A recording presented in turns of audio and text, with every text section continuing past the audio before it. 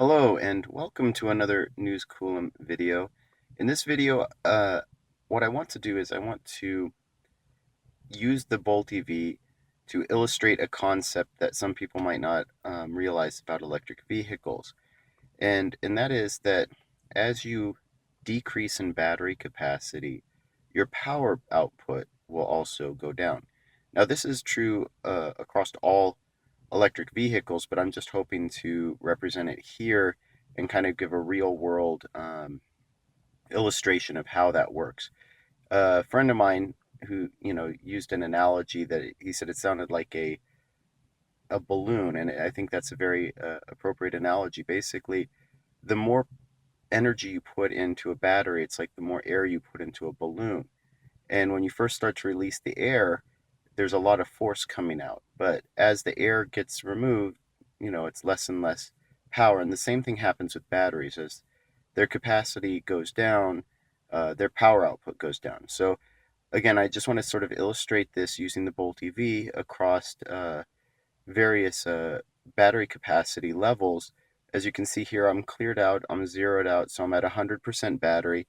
And I'll bring in different camera angles here or there, but I have a full battery, and I'm just going to clear this out as well. And just a couple of disclaimers. First, I won't be breaking any speed laws, any um, traffic laws, or any safety laws. I'm only going to be doing these hard pulls when it's safe to do so, safe and legal to do so, and and then I'll just sort of chime you in every time to show you the different levels. The Bolt EV has 60 kilowatt hours of available battery capacity, and so every 6 kilowatt hours used represents about 10%. So I won't be able to go exact, but I'll be very close to the 10% marks every time I reset. And one last thing is I won't be using any of the climate control settings while this is occurring. So that should not impact or have any effect on the power that's displayed on the DIC screen. Battery.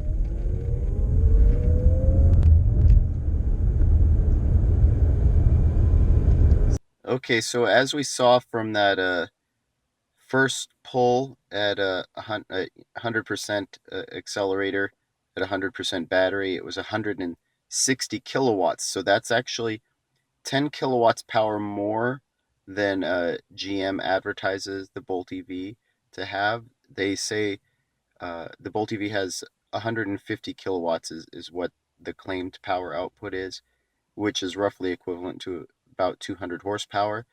And a 160 kilowatts is, about 13, 14 horsepower more than that.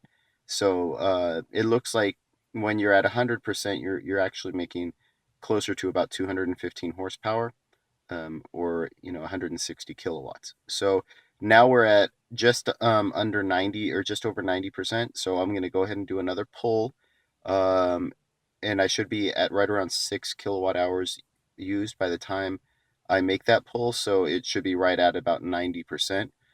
So then we'll be able to see from there what the power output is. 100% pull now.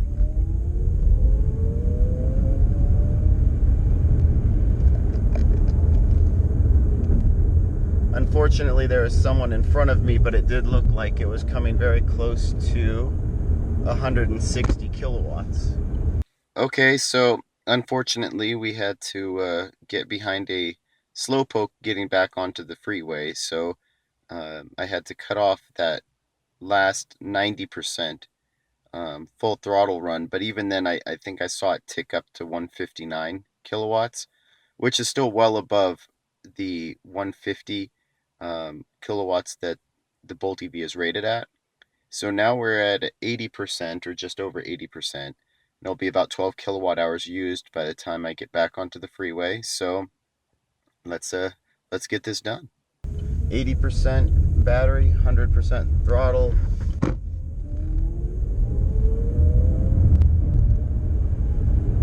So it peaked at 156. Okay, so the 80% run looked like it maxed out at 156 kilowatts. So still 6 kilowatts more than the Bolt EV is listed at, but it does show that the power is already starting to be limited, starting at 80% battery.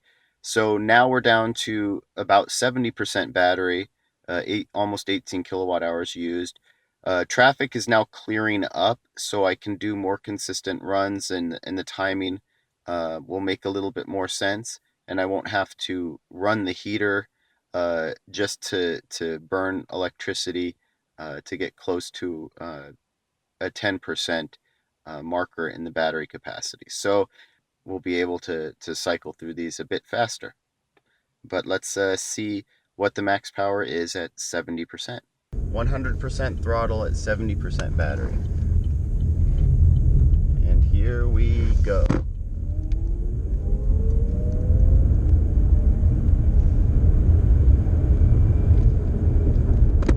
So what we saw in the last poll at 70% was it looked like it maxed out at about 152 kilowatts, which again is still higher than the stated 150. Now we're at 60% battery, and we'll get to see what 100% looks like at 60% battery.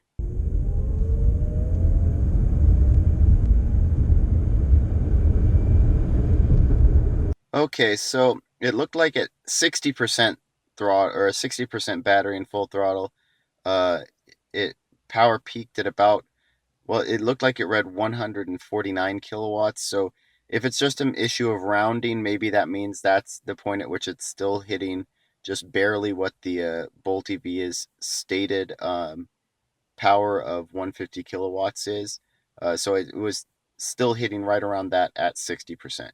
So now we're down to 50%, and we can go ahead and do another 100% throttle pull. One.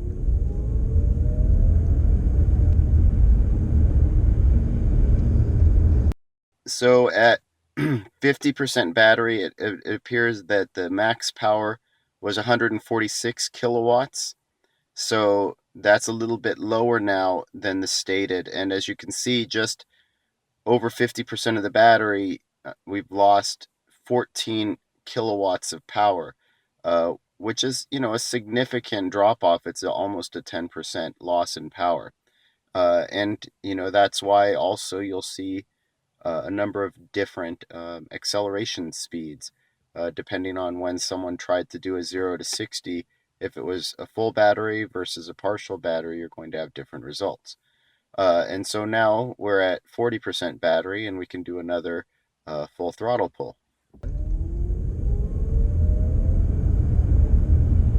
So it looked like, again, peaked at about 146. All right, so it looks like at 40%, it was also 146 kilowatts. So it looks like it didn't drop that much from the 50%.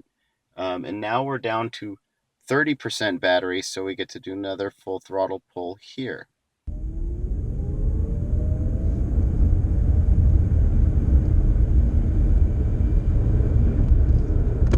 The 30% battery run at full throttle was actually still well into 140 kilowatt range. It looked like it peaked somewhere between 142 and 146 kilowatts. So not as high as the rated power, but again, not that significant of a drop off from about 50 kilowatt or the 50% battery and 40% battery. So now that we're at 20% battery, I'm going to go ahead and do another full throttle, full accelerator pull.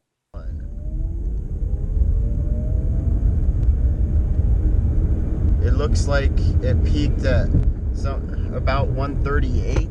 All right, so at 20% battery, we were able to hit 138 kilowatts, so well short of the 150 stated for the Bolt EV, but still, it's a much it's diminishing at a slower rate than it did from the upper battery percentages. And now we're down to 10% battery, and we'll do one last full accelerator pull, and for obvious reasons, and we'll see just how much power the Bolt EV can output with only 10% battery left.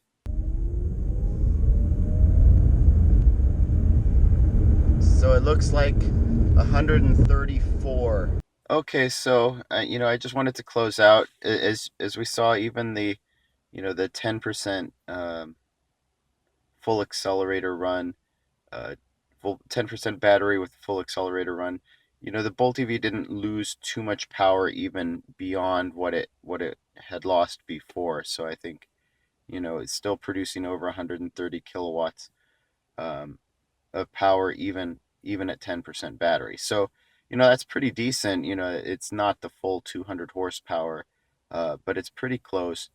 But either way, going you're looking at losing almost 30 kilowatts from what it's producing peak at 100% battery down to 10% battery. And that's a similar drop off that you're going to see um, across most electric vehicles. Now, GM batteries, and I guess technically LG batteries, but using GM chemistry, they tend to have a little bit less voltage sag than other battery makers or other, I think Samsung's are actually equally as good, uh, but the voltage sag, the way GM makes their packs tends to be pretty decent. So you might, or your mileage might vary. You might see more or less of this power decrease over capacity from one manufacturer to another, and really actually even from uh, two different vehicles from the same manufacturer, because a lot of this will also have to do with pack construction, um, as well as the battery chemistry and whatnot. But the overarching sort of theme is with electric vehicles, as your battery capacity goes down, so does your power. So um, just keep that in mind. If you decide to go do a drag strip or something, make sure your battery is full. But uh, just also be aware as you get lower in your state of charge, you'll notice less power. But again, like I said, that's less than 30 kilowatt difference across the entire spectrum of the battery. So that's really you're talking about maybe a 40 horsepower difference. So it is noticeable, but um, not severe, maybe a 20-25% decrease in power overall. All right. Well, I hope you found this useful and interesting. And thank you for watching. And if you haven't, I'd appreciate it if you subscribe to the channel. It helps me to, fund new ventures and, try different things. So, anyway, thank you again and have a good one.